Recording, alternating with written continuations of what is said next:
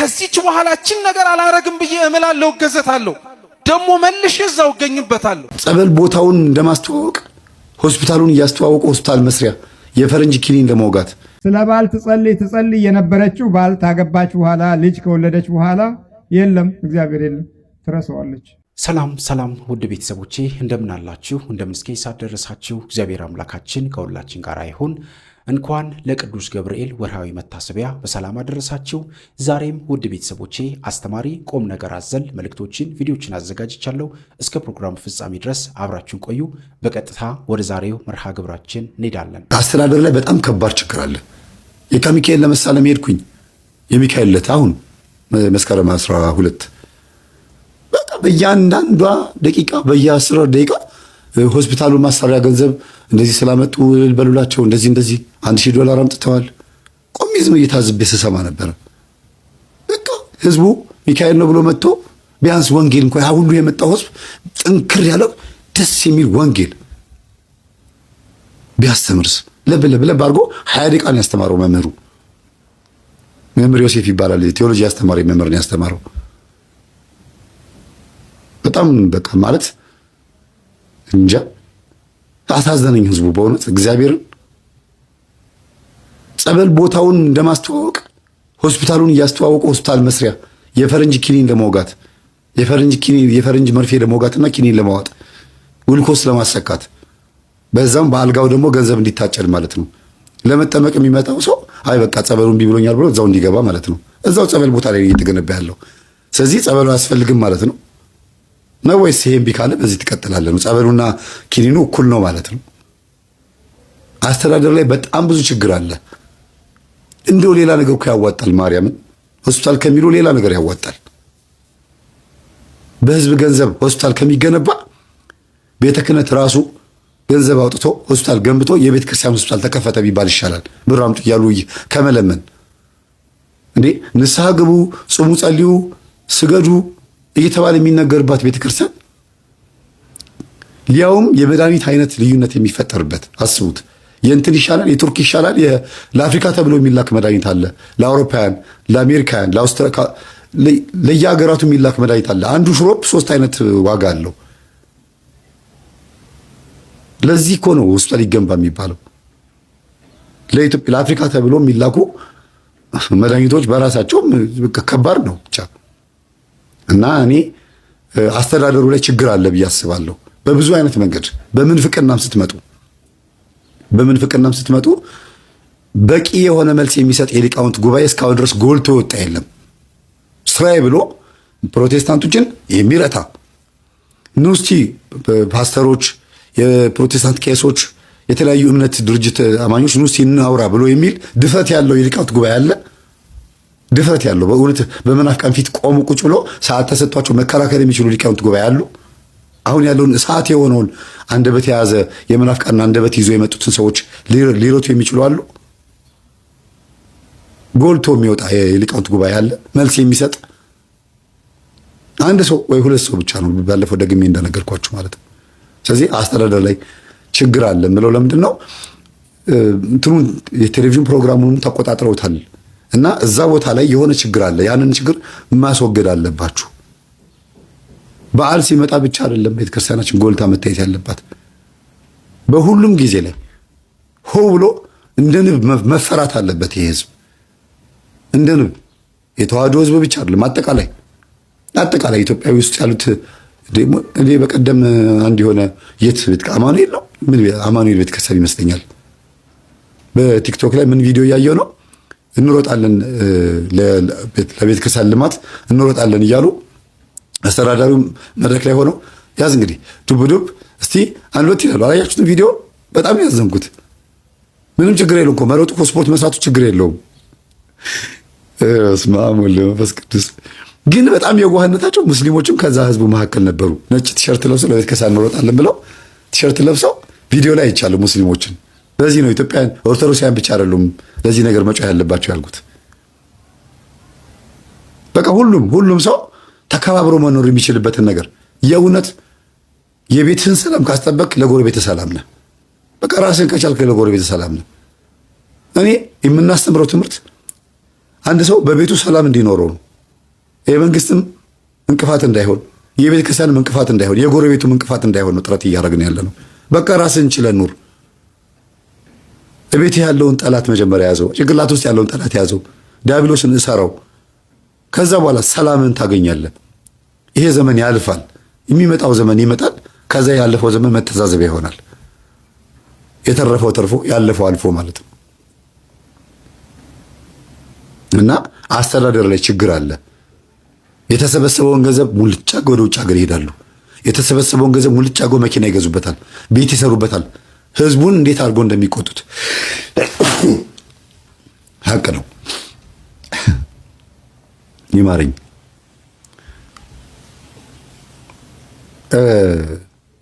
በእውነት ገንዘቡ ከተሰበሰበ በኋላ የቤተ ክርስቲያን ገንዘብ ከተሰበሰበ በኋላ ተሰብስበው የሚብሉት አንድ ሰው የሚብላው ሰንበት ተማሪዎች ሆ ብለው ሲያመጹ ለምን እንደዚህ ሆነ፣ ለምን ልማት ይደረጋል ተብሎ እንደዚህ ሆነ ሲባል ይታሰራሉ። ከዛስ ምን አገባችሁ ነው ደረቱን ነፍቶ አስተዳዳሪውም ይሁን ጸሐፊውም ይሁን ዲያቆኑም ይሁን ዝም ብሎ ይቀጥላል። ቅዳሴው ምኑ ይቀጥላል። በቃ ማንም አይናገራቸውም።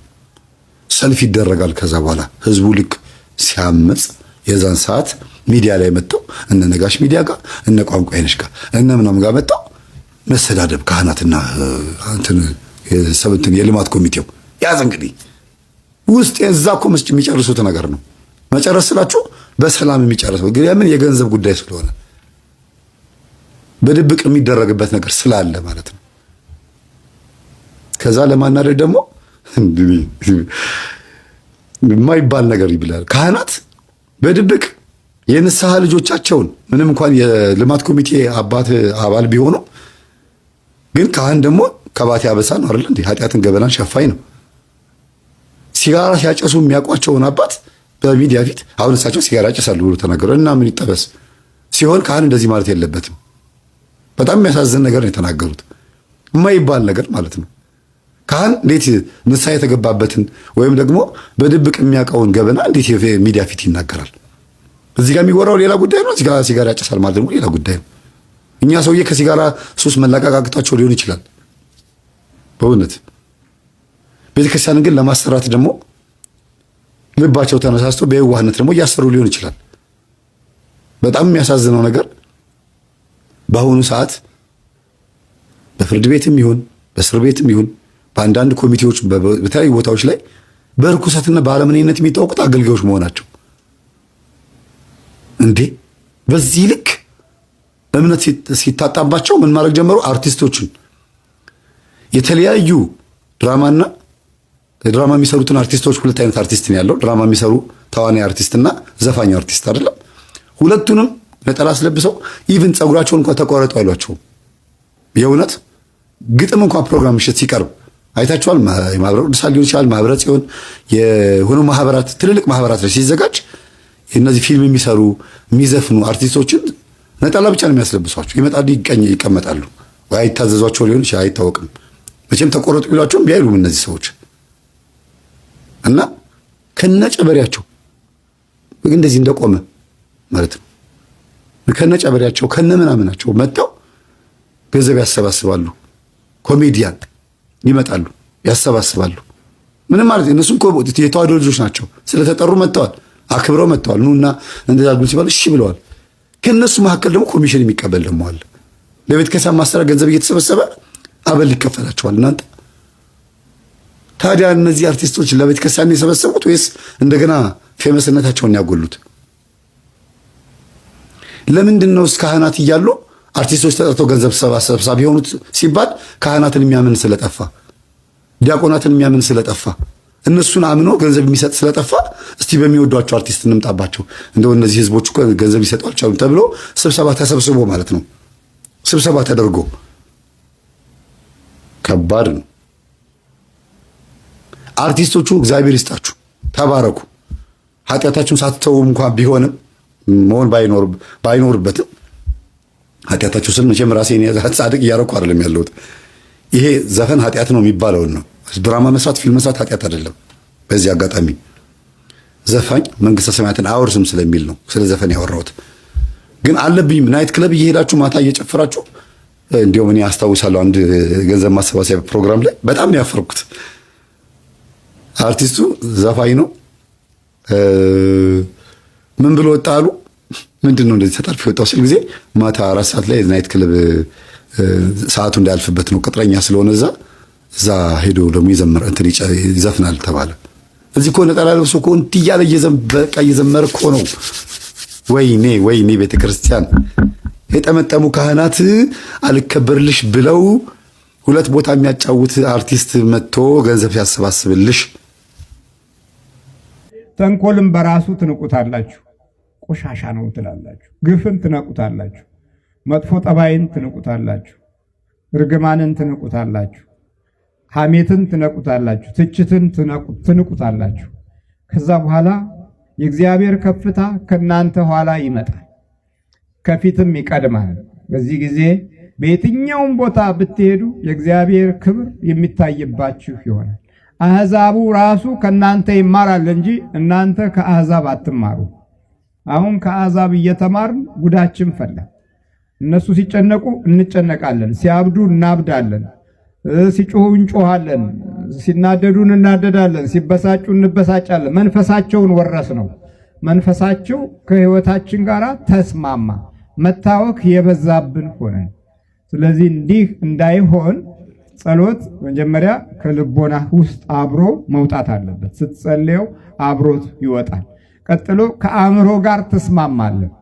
ቀጥሎ ከህሊና ጋር ትስማማለህ። እነዚህ 3ቱ መስመሮች አንድ በሚሆኑበት ጊዜ እግዚአብሔር ካንተ እልፍኝ ውስጥ ሳይሆን ካንተ ልብ ውስጥ ነው ያለው።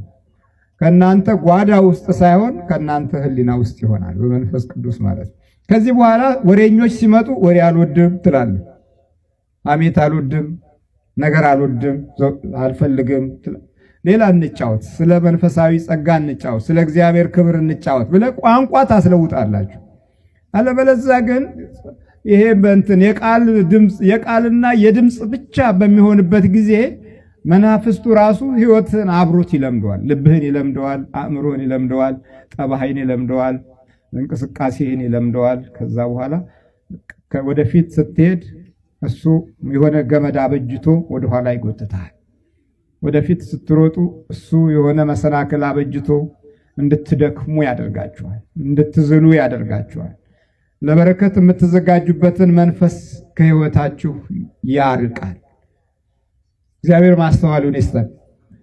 በመውጣት ብሩክ ትሆናለህ፣ በመግባት ምን ትሆናለህ አለ? ብሩክ ትሆናለህ። ይህ የሚሆነው እንግዲህ የጸሎታችንን ምላሽም ለመቀበል አእምሯችን በራሱ ሲዘጋጅ ነው። አንዳንድ ጊዜ በደንብ ትጸልዩና ምላሹ ሲመጣ የጎደለላችሁ ሲሞላ ደግሞ ትረሱታላችሁ። ስለ ባል ትጸልይ የነበረችው ባል ታገባች በኋላ ልጅ ከወለደች በኋላ የለም፣ እግዚአብሔር የለም፣ ትረሳዋለች። ስለ ቤት ትጸልይና በደንብ ቤት ስታገኝ ከክፍል ከአልጋ አልጋ ከመኝታ ከጓዳ ጓዳ ስትቀይር እግዚአብሔርን ትረሳዋለች። ይሄም ሌላ ችግራችሁ ነው አይደል? ስለዚህ ትረሱታላችሁ። መርሳት የአሁኑ ትውልድ ትልቅ ችግሩና ጉዳቱ ነው። ስለ ገንዘብ ትጸልዩና የገንዘቡ ካዝና ውስጥ ያስገባችኋል እግዚአብሔር። የገንዘቡ ካዝና ውስጥ ትገቡና እንደገና አስራቱን ትሰርቃላችሁ፣ አትሰጡም። በረከት የሚባለውን ነገር ትረሱታላችሁ። ወደ ቤተሰብም ትረሳላችሁ፣ ወደ እናትም ትረሳላችሁ። ግን የገንዘቡ ካዝና ውስጥ ገብታችኋል። አሁን ብዙ ማድረግ ትችላላችሁ። በዚህ ጊዜ እግዚአብሔርን ትረሱታላችሁ። በዚህ ጊዜ ደግሞ እንዴት እንደሚጠፋ አይታወቅም። አንዷ ቀማኛ መታ ያንን ገንዘብ ካዝና ትወስድባችኋለች። አንዷ ሌባ፣ አንዷ ቀላጤ በቃ ብድግ አድርጋ ትወስደዋለች። በምን መንፈስ ትከላከሉት? የሰጣችሁ ጌታ ፊት አልነበራችሁም። ስለዚህ ዝም ይላችኋል። የዚህ ጊዜ አንዱ ክፉ መንፈስ መጥቶ እንቅልፍ ይከለክላችኋል፣ ሰላም ይከለክላችኋል፣ በረከት ይከለክላችኋል፣ ሕሊና ይከለክላችኋል፣ ማስተዋል ይከለክላችኋል። ሁሉም ነገር ጎዶሎ አድርጎ ያሳያችኋል። ማልቀስ ብቻ ነው እያለ ማልቀስ የዚህ የአሁኑ ትውልድ አንዱ ሌላው የዋናው ክፍል የመጥፋት ምልክት ነው። እያለው ማልቀስ፣ እየያዘው ማልቀስ፣ እየበላ ማልቀስ፣ እየጠጣ ማልቀስ፣ ድሮ አገር ቤት ሆነን የምናስበው ሌላ ነው። አሁን እዚህ የምናስበው ሌላ ነው። በሁሉም መንገድ ሌላ ነው። ድሮ እዛ ሆነን የነበረን ፍቅር ሌላ ነው። አሁን እዚህ ሆነን ያለን ፍቅር ጠፍቷል። ፍቅሩ ጠፍቷል። ራሱ ፍቅሩ ሲጠፋ እጅና አእምሮ እንኳን ይጣላል እዚህ ሀገር። እዚህ እንኳን ከሌላ ሰው ልትፋቀሩ መጀመሪያ ልባችሁ ከእጃችሁ እጃችሁ ከአእምሮአችሁ አይስማማም። እንደተጣላ ነው የሚለው። ፕሮግራሞቻችሁ ሁሉ ግማሹ በራሳችሁ እጅ እየተፋለሰ ነው። ለወር የሚበቃውን ባጀት ለ15 ቀን የምታደርጉበትን አጋጣሚ በመንፈስ እየተመራችሁ ታበክሙታላችሁ። አንድ ተራ መንፈስ ብዙውን ነገር አበላሽቶ ራሳችሁን ይዛችሁ የአብዛኞቻችን የዓመታት ጥያቄ ምን መሰላችሁ? በየዘመኑ መለወጫ ላይ ወይም በሆኑ ወቅታቶች ላይ የምንጠይቀው ጥያቄ አለ። እሱም ምንድነው? ለምንድነው ማልለወጠው? ለምንድነው በምሰማው ቃል እግዚአብሔር በምዘምረው መዝሙር ስሜታዊ ሆኜ አለቅሳለሁ እኮ ቃሉ ነዶኝ እኮ ውስጤን ከዚች በኋላችን ነገር አላረግም ብዬ እምላለሁ፣ እገዘታለሁ፣ ደሞ መልሼ እዛው እገኝበታለሁ። ለምንድነው በምሰማው ቃል እግዚአብሔር ለምንድነው በማደምጠው ትምህርት ልስተካከልና እንደ አምናው እንደ ካቻምናው እንዳልሆን ማረግ የሚጠበቅብኝ ብትሉ መልሱ ሁለት ነው። አንደኛው ሰው ለምን በቃል እግዚአብሔር ልለወጥ አልቻልኩም ብሎ ሲጠይቅ ለራሱ መጠየቅ ያለበት መቼ ነው መጨረሻ የቆረብከው ተብሎ ነው። መቼ ነው መጨረሻ የቆረባችሁት? መቼ ነው የሰማችሁትን ቃል የበላችሁት? መቼ ነው ያደመጣችሁትን ቃል የጠጣችሁት? ግድ ነው ሰው በሚሰማው የሚለወጠው ተግባሩ የሚጠይቀውንም ጭምር ማድረግ ሲችል። ሁለተኛው ለምንድነው ሰው በሚሰማው ቃል እግዚአብሔር ሊለወጥ የማይችለው? ቃል እግዚአብሔር ዕውቀት ብቻ አይደለም ሕይወትም ጭምር ይጠይቃል። ትዝ ይላችኋል የማቴዎስ ወንጌል ምዕራፍ 18 ላይ አንድ ባለጸጋ ወደ ክርስቶስ ቀርቦ የዘላለም ሕይወትን እንዲወርስ ምን ማድረግ እንደሚጠበቅበት ጠየቀው እና ክርስቶስ ትእዛዛቱን ጠብቅ አለው። አትግደል፣ አታመንዘር፣ አትስረቅ፣ በሐሰት አትመስክር፣ አባትህን እናትህን አክብር፣ የባልንጀራህን ቤት አትመኝ፣ ባልንጀራህንም እንደራስ አድርገህ ውደድ አለ። ባለጸጋው ይህን ከልጅነቴ ጀምሮ ፈጽሜዋለሁ አለ። የሰማውን ያዳመጠውን ኑሮው ተብሎ የተሰበከውን ኑሮት ነበር። ዛሬ እኛ ከኛ መካከል ይሄ ሁሉ መምህራን እየተለዋወጠ ይሄ ሁሉ ዘማሪያን እየመጣ እየተሰበክን ምኑ በሰማነው የተለወጥነው ነገር ይኖር ይሆን? ምኑ ባደመጥነው የተስተካከለ ነገር የመጣልን ይሆን? አብዛኞቻችን ባይባልም ክርስቲያኖች ለተወሰንን ሰዎች ቃል እግዚአብሔር የዕውቀት ጉዳይ ብቻ ሆኖብናል። በቃ ያላወቅነውን ለማወቅ አዲስ ምስጢርን ሰምተን እንዲህ እኮ ያውቃል እንዲህ እኮ ተረድተዋል ለመባል ብቻ የምንመላለስ ነን። እና ክርስቶስ ምን አለው? ይህንን ከልጅነቴ ጀምሮ አድርጌዋለሁ ሲለው አሁን መንግስተ ሰማያት መግባት ትችላለህ አላለውም። የዘላለም ሕይወት መውረስን ትችላለህ ብሎም አላረጋገጠለትም። ምን አለው መሰላችሁ? ፍጹም ልትሆን ብትወድ ያለን ሁሉ ሽጠህ ተከተለኝ አለው። ራስህን ባዶ አርግ አለው። ቃል እግዚአብሔር ራስን ባዶ ማድረግ ይጠይቃል። ክርስቲያኖች የምንሰማውን ቃል እግዚአብሔር ሌላ ነገራችንን ደባልቀን አናዳምጠው። ለኛ እንዲመቸንና እንዲስማማን አድርገን አንተርጉመው። አብዛኞቻችን መለወጥ ያቃተን መስተካከልም በየዓመታቱ የከበደን መስማቱን እንሰማዋለን፣ ማድመጡንም እናደምጠው ይሆናል። ነገር ግን አኗኗራችን ላይ ለኛ የተመቸንን እየመረጥን ለኛ ያልተስማማንን ደግሞ ይሄ ያን ያክል አያስፈልግም እያልን ለኛ የሚጠቅመንን ራሳችንን መከላከያ እያደረግን እኛን ሊያጠቃን የመጣውን ደግሞ በሚያነጻው በቃል እግዚአብሔር መልሰን እየተከላከልን እንደኛ ቃል እግዚአብሔርን ያጣመመው እንደኛ ቃል እግዚአብሔርን ሳይኖረው መጠቃቂያ ያደረገው ሰው አለ እንዴ? በዚህ ጊዜ ላይ እኮ ሰው ጥቅስ እየጠቀሰ ቅዱሳት መጻሕፍትን እየመዘዘ ሰዎችን አስተምሮ ወደ ቃል እግዚአብሔር ከሚያመጣው ይልቅ የራሱን በደል አምኖ ንስሐ ከሚገባው ይልቅ በደልና ክፋቱን ለመከላከል ሌላውን ደግሞ ለማሸማቀቂያ እኮ ነው የሚጠቀሙ። ሁላችንም በምንጠቀማቸው በየማህበራዊ ሚዲያ ስሞቻችን እንትና የድንግል ልጅ፣ እንትና የአርሴማ ልጅ፣ እንትና የኢየሱስ ልጅ እያልን እኛው ራሳችን አይደለ ክብረ ክህነቱን የምናቀለው? እኛው ራሳችን አይደለ ጥቅስ እየጠቀስን አባቶቻችንን፣ ወንድሞቻችንን፣ እህቶቻችንን ክርስቲያን የሆነውን በሙሉ ሰድበን ለሰዳቢ የሰጠነው ማንን? እኛው ራሳችንን። የሰማነው ቃል እግዚአብሔር ልንለወጥበት ያልቻልነው እኛው ራሳችን መጀመሪያ መለወጥም አልፈለግንም፣ ሌላውን ነው መለወጥ የፈለግነው። የእግዚአብሔር ቃል ደግሞ እንዲህ አይሰራም። መጀመሪያ ራስ ነው መስተካከል ያለበት። መጀመሪያ አድማጩ ነው መታረም ያለበት። ለዛ ነው ቃለ እግዚአብሔር ሕይወት ይፈልጋል። ክርስቲያኖች ሕይወት ይፈልጋል። የሰማነውን እንድንኖር ይጠይቃል። ሰው ስለ ንስሐ ሲሰበክ ዕውቀት እንደሆነ አድምጦት ንስሐ ማለት ለካ ይሄ ነው ብሎ አስቦት እንዲሄድ አይፈለግም። የአባ ቢሾይም ታሪክ ይሄ ነው። አባ ቢሾይ ከ1000 መነኮሳት መካከል ክርስቶስ ይገለጥላቸው ነበረ። መድኃኔዓለም ይገለጥላችሁ። ማን ይገለጥላቸው ነበረ? ክርስቶስ ይገለጣል። ሲገለጥላቸው የተወጋው ጎኑን ችንካሩን እያሳየ ይገለጥላቸዋል። አንድ ቀን አባ እንዲህ ያሉ ለመነኮሳቱ ተሰብስበው እያሉ ለኔ እኮ ክርስቶስ ይገለጥልኛል አላቸው። ማን ይገለጥልኛል? ላንተ እንዴት ይገለጥልሃል? እኛ 40 ዓመት 50 ዓመት ባት ዘግተን ባትኖ ባትኖረን ትላንት የመጣው አንተ እንዴት ይገለጥልሃል ይሉታል። ግን እሱ ምን ይላል? አይ ይገለጥልኛል። ሁል ጊዜ ወደ ባቴ ስገባ ችንካሩን ያሳየኛል፣ የተወጋው ጎኑን ያሳየኛል። ሰላም ላንተ ይሁን ብሎ አረጋግቶኝ ሰላሙን አሳድሮብኝ ይሄዳል መድኃኔዓለም እያለ ይነግራቸዋል። አንድ ቀን እንዲህ አሉ። እየሰማችሁኝ ነው? መነኮሳቱ ተሰበሰቡና አባን እንዲህ ብለው ነገሩት። መድኃኔዓለም ሲገለጥልህ አሉ። እስቲ በሉ ማታ ላይ ባት ውስጥ መድኃኔዓለም ሲመጣ ወደ አንተ እንዲህ ብለህ ንገርልን፣ ለወንድሞቼም ተገለጥላቸው ብለህ ለምንልን አሉ። ለማን? ለወንድሞቼም ሊያዩክ ይፈልጋሉ፣ ይናፍቁሃል። ዓለምን የጠሉት ከዓለም የወጡት የመነኑት ስለ ፍቅር ነውና ሊያዩክ ስለሚፈልጉ ለወንድሞቼ ምን በልላቸው ተገለጥላቸው ብለህ ንገርልን አሉት። አባ ቢሾይ ባቱ ላይ ተንበርክኮ እየጸለየ ያለ በተለመደው ሰዓት ማን መጣ? መድኃኔዓለም መጣ። ከዛ እንዲህ አለው፣ ሰላም ላንተ ይሁን ሲለው መድኃኔዓለም የኔ ጌታ ያለ ዛሬም ጥያቄ ጠይቄ ካላቅም ወንድሞቼ አንተ እንደምትገለጥልኝ ብነግራቸው መልእክት ልከውኛል፣ እባክህ ለወንድሞቼም ተገለጥላቸው አለ። ለማን? ለወንድሞቼም ተገለጥላቸው አለ። እንግዲያውስ ነገ በ6 ሰዓት በስንት ሰዓት? ነገ በ6 ሰዓት እስቲ በሉ። የእናንተን ነገር መድኃኔዓለም በ6 ሰዓት ነገ ይገለጥላችኋ። ነገ የሚስተካከል ነገር ይኖራል። ማን የሚያስተካክለው? ነገ የሚፈታ ነገር ይኖራል። ማን የሚፈታው?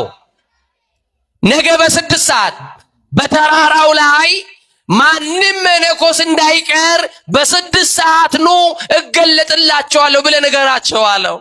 አባ ደስ ብሎት ላደረ ልክ ሲነጋ መነኮሳቱ ተሰብስበው እያለ ክርስቶስን እኮ ነገርኩላችሁ። ምን አለ? ነገ በ6 ሰዓት በተራራው ላይ እገለጥላችኋለሁ ብሏል ክርስቶስ። እውነትህን ነው? አዎ። ታዲያ 6 ሰዓት ካለንማ አርፍደን ረፍዶብን ሰዓት አሳልፈን እንዳናጣው እያሉ ከሰሙበት ሰዓት ጀምሮ ተራራው ላይ መውጣት ጀመሩ። ማንን ለማየት? በቃ ጉልበት ያለው ቀድሞ ተራራው ላይ ሄደ። አቅማቸው የደከመ 60 ዓመት 50 ዓመት በገዳሙ የጸለዩ አረጋውያን አባቶች ደግሞ ምርኩዛቸውን ይዘው ቀስ እያሉ የኔ ጌታ ዛሬ ሳላይህ እንዳታመልጠኝ እያሉ ማንን ለማየት? እግዚአብሔርን ለማየት ወደ ተራራው መውጣት ሲጀምሩ አንድ አረጋዊ መነኩሴ መውጣት አቅቶት አቅሙ ደክሞ ወገቡ ጎብጦ ከእርጅና ብዛት የደከመ መነኩሴ በር ላይ ተቀምጧል። ተራራው መውጣት አልቻለም። አቅም አንሶ ልጆቼ የምትሮጡት ወዴት ነው? መድኃኔዓለምን ልናይ። እናንተ የምታዩትን መድኃኔዓለም ላይ እፈልጋለሁ፣ ግን አቅም አጣሁኝ። እባካችሁ እጄን ይዛችሁ ደግፋችሁ ተራራው ላይ አውጡኝ። እናንተ ልታዩ የምትፈልጉት መድኃኔዓለምን ሳላየው እንዳልቀር እምቢ እንዳትሉኝ እያለ ለመናቸው። ደግሞ አንተን ስንጎትትህ ከአንተ ጋር ስንጓተት መድኃኔዓለም ያመልጠናል። እኛ ሁላችን ከሚቀርብን አንተ አንዱ ቢቀርብ አይሻልም እያሉ ጥለውት ሄዱ። በመጨረሻ አባ ቢሾይ ደረሰ። አባ ቢሾይ ጋር ሲደርስ ከኔ ጋር ናችሁ? አባ ቢሾይንም የኔ ልጅ ወዴት እየሄድክ ነው? መድኃኔዓለም ሊገለጥ ነው ለመነኮሳቱ፣ ወደዛው እየሄድኩኝ ነው። እኔማ እሱን ለማየት ነበረ ጓጉቼ የመጣሁት፣ ሁሉም ትቶኝ ሄደ። መድኃኔዓለምን ለማየት አቅም ያለው ቀድሞኝ ወጣ። እኔ ደግሞ አቅሜ ደክሞ ይሄው ተራራው ስር እያለቀስኩ ነኝ። እባክህን ሳላየው እንዳልቀር እጄን ይዘ ደግፈ ተራራውን አውጣኝ ብሎ ለመነው። አባ ቢሾይ እሺ ና ከጀርባዬ ውጣ አላቸው። የሰማች ነው። ከዛ እኛን አረጋዊ መነኩሴ በጀርባ ተሸክመው ጥቂት መራመድ እንደጀመረ ከጀርባው ላይ የነበረው ከላዩ ላይ ተነሳና በደመናው ላይ ከፍ ብሎ ታየው። ለካስ የተሸከመው መድኃኔዓለምን ነው። ማንን ነው አልኳችሁ? መድኃኔዓለምን። አባ ቢሾይ ወዳጄ ቢሾይ ሰላም ላንተ ይሁን፣ እኔ መድኃኔዓለም ነኝ አለ። ወይኔ ጉዴ ጠፋሁኝ፣ የማይገባኝን ተሸክም ያለውና ብሎ ወደቀ። እንዲህ ብሎ መድኃኔዓለም ነገረው፣ ለወንድሞች ሂድና እንዲህ በላቸው፣ እኔ ተገልጬላችሁ ነበረ፣ እናንተ ግን በንቀታችሁ አለፋችሁኝ። በምናችሁ? ደሃውን እንዳትንቁ፣ ሽማግሌውን እንዳትንቁ፣ ታላላቆቹን እንዳትንቁ፣ ልብስ ያደፈበትን እንዳትንቁ። ምናልባት ሚካኤል ቢሆን ምናልባት መድኃኔዓለም ቢሆን መዝጊያን ያንኳኳለ መዝጊያ እንዳትዘጋ፣ ካለህ ስጣ ብላ፣ እንግዳሉን ካለ በርን ክፈትለት። ማን ያውቃል መድኃኔዓለም እስከሆነ። እግዚአብሔር ከሁላችን ጋር ይሁን። በመጨረሻም እንግዲህ ውድ ቤተሰቦቼ በዛሬው ቆይታችን በዛሬው ትምህርቶቻችን እነዚህንና መሰል ጉዳዮችን ለመዳሰስ ለማየት ሞክረናል። በቀጣይም እንደዚሁ የሚያነቁ የሚያበረታቱ መንፈሳዊነታችንን የሚያሳድጉ ከፍ የሚያደርጉ ትምህርቶችን ቪዲዮዎችን ይዤላችሁ እስከምንገናኝ ድረስ የቅዱሳን አምላክ ከሁላችን ጋር ይሁን። በሀገር ውስጥም ከሀገር ውጭም ያላችሁ ኢትዮጵያውያን ኤርትራውያን ቤተሰቦቼ ሰላም እግዚአብሔር ከሁላችሁ ጋር ይሁን። እንበርታ፣ እንጠንክር። እግዚአብሔር አምላካችን በጉዟችን በመንገዳችን ሁሉ ከኛ ጋር ይሁን። ጸሎታችንን፣ ስግደታችንን መንፈሳዊ ጉዟችን ላይ በደንብ ልንሰራ ይገባል። በምንም ማለት መንገድ መዘናጋት ከጸሎት ከመንፈሳዊ ምግባራት ወደኋላ ማለት አይገባም። በተቻለን አቅም እየወደቅንም እየተነሳን ወደፊት ጉዟችንን ልናደርግ ይገባል። እግዚአብሔር አምላካችን በጉዟችን በመንገዳችን ሁሉ ያግዘን፣ ያበርታን። በእውነት ሁላችንም ልንበረታ ልንጠነከር ይገባል። እግዚአብሔር አምላካችን ኃይል፣ ጉልበት፣ ሞገስ ይሁነን። ይቆየን። አሜን።